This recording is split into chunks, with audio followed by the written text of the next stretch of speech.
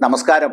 കാഷായ വേഷധാരികൾ പൂജ ചെയ്ത് സമർപ്പിച്ച ചെങ്കോൽ ഒരു ചക്രവർത്തിയെ പോലെ ഏറ്റുവാങ്ങി പാർലമെന്റിനകത്ത് സ്ഥാപിച്ച നരേന്ദ്രമോദിയോട് ഇവിടെ പുലരുന്നത് ജനാധിപത്യമാണ്, രാജവാഴ്ചയല്ല എന്ന് ഓർമ്മപ്പെടുത്തി സഭാധ്യക്ഷനായ സ്പീക്കറോട് ആ സാധനമെടുത്ത് ദൂരെ കളയാൻ ആവശ്യപ്പെട്ടിരിക്കുകയാണ് പ്രതിപക്ഷം.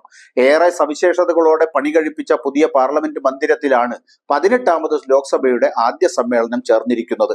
സ്പീക്കറുടെ കസേരയ്ക്ക് സമീപം സ്ഥാപിച്ച ചെങ്കോലാണ് പുതിയ ലോക്സഭാ ഹാളിനെ പഴയ പാർലമെന്റ് മന്ദിരത്തിൽ നിന്നും വ്യത്യസ്തമാക്കുന്ന പ്രധാന ഘടകം. അതേസമയം ചെങ്കോലിന്റെ പേരിൽ നേരത്തെ തുടങ്ങിയ വാദപ്രതിവാദങ്ങൾ ഇപ്പോൾ ഭരണ പ്രതിപക്ഷ പാർട്ടികൾക്കിടയിൽ ചൂടുള്ള വിവാദമായിരിക്കുകയാണ്. ജനാധിപത്യത്തിൽ അതിന്റെ പ്രസക്തിയെ ചോദ്യം ചെയ്യുന്ന നടപടിയാണ് ചെങ്കോൽ സ്ഥാപിച്ചതിലൂടെ കേന്ദ്ര സർക്കാർ ചെയ്യുന്നതെന്ന് പ്രതിപക്ഷം ആരോപിക്കുമ്പോൾ പ്രതിപക്ഷം ഇന്ത്യൻ സംസ്കാരത്തെ അവഹേളിക്കുകയാണെന്നാണ് BJP തിരിച്ചടിക്കുന്നത്. Samajwadi Party MP RK Chaudhary speaker Om ബിർളയ്ക്ക് അയച്ച കത്താണ് ചെങ്കോലിനെ കുറിച്ചുള്ള പുതിയ ചർച്ചകൾക്ക് തുടക്കമിട്ടത്. ചെങ്കോലിന് പകരം ഭരണഘടനയുടെ പകർപ്പ് സ്പീക്കറുടെ കസേരയ്ക്ക് മുന്നിൽ സ്ഥാപിക്കണമെന്നാണ് മോഹൻലാൽ ഗഞ്ചിൽ നിന്നുള്ള MP ആവശ്യപ്പെട്ടിരിക്കുന്നത്. ഭരണഘടനയുടെ അംഗീകാരം രാജ്യത്ത് ജനാധിപത്യത്തിന് തുടക്കം കുറിച്ചു. ഭരണഘടനയാണ് അതിന്റെ പ്രതീകം. BJP സർക്കാർ കഴിഞ്ഞ കാലത്ത് സ്പീക്കറുടെ കസേരയ്ക്ക് സമീപം ചെങ്കോൽ സ്ഥാപിച്ചു. ചെങ്കോലിന് ഹിന്ദിയിൽ രാജദണ്ഡ് എന്നാണ് പറയുക. രാജദണ്ഡ് എന്നാൽ രാജാവിന്റെ വടി എന്നാണ് അർത്ഥം.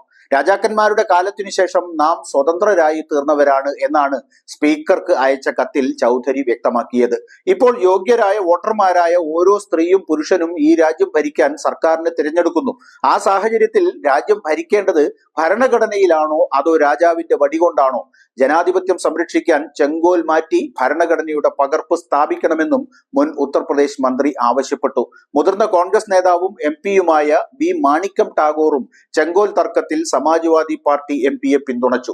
ചെങ്കോൽ രാജഭരണകാലത്തിന്റെ പ്രതീകമാണ്. ആ കാലം അവസാനിച്ചെന്ന് നമുക്ക് വ്യക്തമാണ്. ജനകീയ ജനാധിപത്യത്തെയും ഭരണഘടനയെയുമാണ് നമ്മൾ ആഘോഷിക്കേണ്ടതെന്നും മാണിക്യം ടാഗോറും വ്യക്തമാക്കി. ചൗധരിയുടെ ആവശ്യത്തെ RJD MP-യും ലാലു പ്രസാദ് യാദവിന്റെ മകളുമായ മിസ ഭാരതിയും പിന്തുണച്ചു. ഇത് ആവശ്യപ്പെട്ടത് ആരായാലും ഞാൻ അതിനെ സ്വാഗതം ചെയ്യുന്നു എന്നാണ് അവർ പറഞ്ഞത്. അതേസമയം സംഭവത്തിൽ തിരിച്ചടിച്ച് BJP-യും രംഗത്തു വന്നു. സമാജ്വാദി പാർട്ടി നേരത്തെ രാമചരിത മാനസിനെ ആക്രമിക്കുകയും ദുരുപയോഗം ചെയ്യുകയും ചെയ്തു. ഇപ്പോൾ ഇന്ത്യൻ സംസ്കാരത്തിന്റെയും പ്രത്യേകിച്ച് തമിഴ് സംസ്കാരത്തിന്റെയും ഭാഗമായ ചെങ്കോലിനെയും അവഹേളിക്കുന്നു. ഇതിനെ പിന്തുണയ്ക്കുന്നുണ്ടോ എന്ന് DMK വ്യക്തമാക്കണമെന്ന് BJP ആവശ്യപ്പെട്ടു.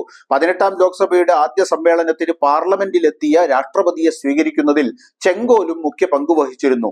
പാർലമെന്റ് കവാടത്തിന് മുന്നിൽ വെച്ച് ചെങ്കോൽ പിടിച്ച സേവകന്റെ അകമ്പടിയോടെയാണ് രാഷ്ട്രപതിയെ സ്വീകരിച്ചത്. പ്രധാനമന്ത്രിയും ഉപരാഷ്ട്രപതിയും സ്പീക്കറും ചടങ്ങിന്റെ ഭാഗമായി.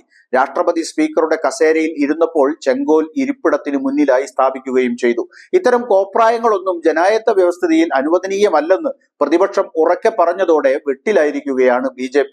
തമിഴ്നാടിന്റെ പേരിൽ വികാരമുയർത്തി പ്രതിപക്ഷ നിരയിൽ ഭിന്നിപ്പുണ്ടാക്കാനുള്ള ദുർബല ശ്രമവും ഇതിനിടയിൽ അവർ നടത്തി.